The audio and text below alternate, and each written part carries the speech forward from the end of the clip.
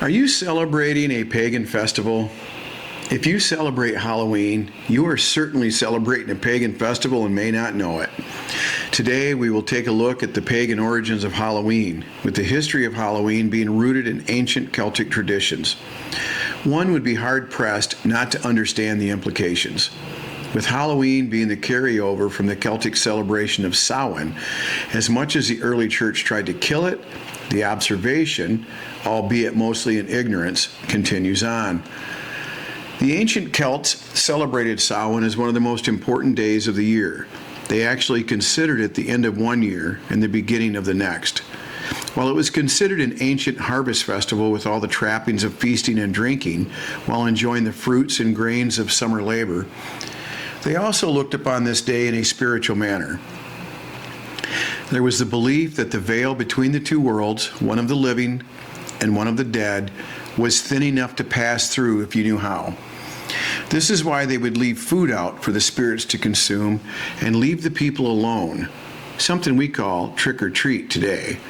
And while we carve pumpkins with scary faces or not so scary, that too is a follow-through on the practice of the ancient Celts of carving turnips into faces to keep the spirits away. Something we do not have to worry about so much today is keeping the home fires burning. But the ancients saw fire as something holy and should be revered, and with good reason. It was the practice of the Celts to snuff out all the fires of the hearth in each home. The priestly class, known as Druids, would then light the fire for which the bones of the sacrificed animals would be thrown into. This was the bone fire, predecessor to the modern bonfire. Now you know why so many of you feel a certain primal connection to that bonfire, when in the company of friends. Back in the day, the Celts would all relight their home fires from this bonfire.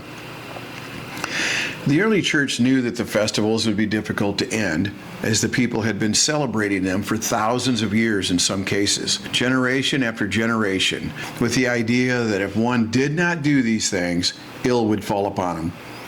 The church tried to change the celebration to spring, but they failed. They ended up devoting 2 days of the celebration as All Saints' Day and All Souls' Day. Just as in the lands today that are dominated by the Catholic Church, the practice of the pagan ways is tolerated alongside the image of the cross.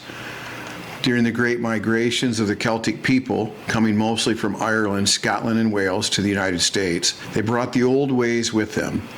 It would seem that the pagan celebrations endured despite the best efforts of the church to put a label on them from the Christian cult. I ask you now, do you think Halloween is pagan? Then why not add something new to the tradition, like maybe an annual bonfire of your own? Because Christianity did not eliminate paganism, it absorbed it.